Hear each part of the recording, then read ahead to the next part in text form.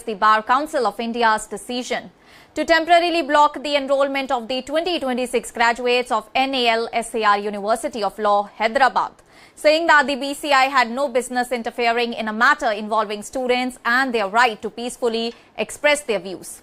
Well, the controversy began after a section of NALSAR students wrote to the university authorities in July opposing a proposal to invite CJI Surya Kant as the chief guest for the university's upcoming convocation. And the students communicated their objections to the Vice-Chancellor, Registrar and the faculty members. The convocation date has not yet been announced, as the Bar Council of India yesterday directed all state bar councils not to enroll any student graduating from NALSAR in 2026 as an advocate until further orders.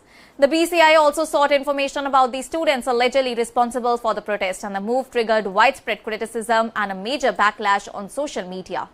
However, within hours, the BCI withdrew and modified its order, and BCI chairman Manan Kumar Mishra later admitted that the initial decision was taken in haste. Speaking about the controversy, Mishra said that the council had held detailed deliberations and decided to change the order.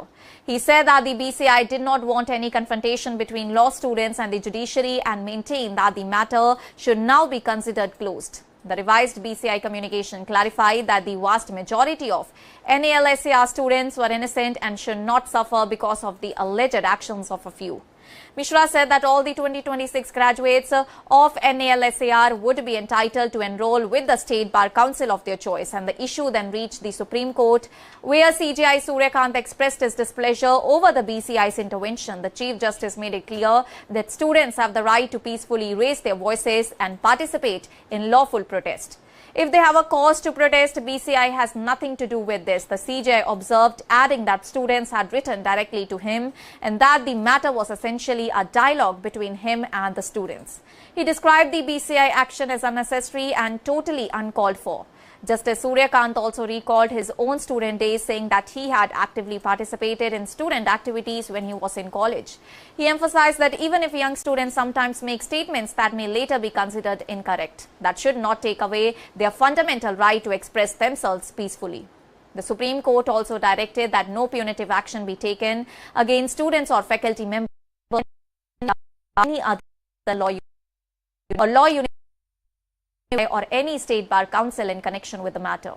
The BCI accepted the court's notice and the Supreme Court that the controversial circular had already been withdrawn. The court allowed the BCI to file its counter affidavit within 2 weeks and reiterated that no punitive action should be taken against NALSAR students in connection with the incidents referred to in the letters. Well, the CJI further encouraged the students not to be discouraged by the controversy and urged them to continue with their legal careers. He told them to get enrolled, join the Supreme Court bar, and said that they could be considered for legal aid courses. Meanwhile, BCI chairman Manan Kumar Mishra defended the council's initial action, but acknowledged that it had been a hasty decision. He said that the order was withdrawn after the council realized that it could potentially create a confrontation between students and the judiciary. And according to Mishra, the withdrawal took place within around 40 minutes after the matter was reconsidered, and the controversy has also triggered a political debate, as AIMIM chief and Hyderabad MP Owaisi criticized the BCI action, arguing that students have the right to object to the participation of a public figure at their university and that disagreement should not threaten their careers. Owaisi questioned the authority of the BCI chairman to issue such an order, and Mishra rejected Owaisi's criticism. Accusing him of trying to politicize the issue, he maintained the matter had been resolved and appealed to all the sides to move on in the interest of the students. Well, at the heart of the controversy is therefore a debate over the limits of regulatory authority and the right of law students to peacefully express disagreement.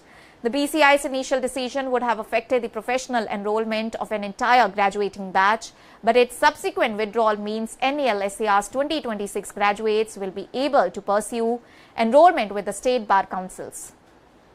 With the Supreme Court now monitoring the matter, the BCI has asked to respond formally, while the court has made it clear that no punitive action should be taken against the students or faculty. The episode has also highlighted the importance of full students' expression, particularly within institutions that train future members of the legal profession. That's all for now. Stay tuned to the Savera for more updates. Do like, comment and subscribe to the channel.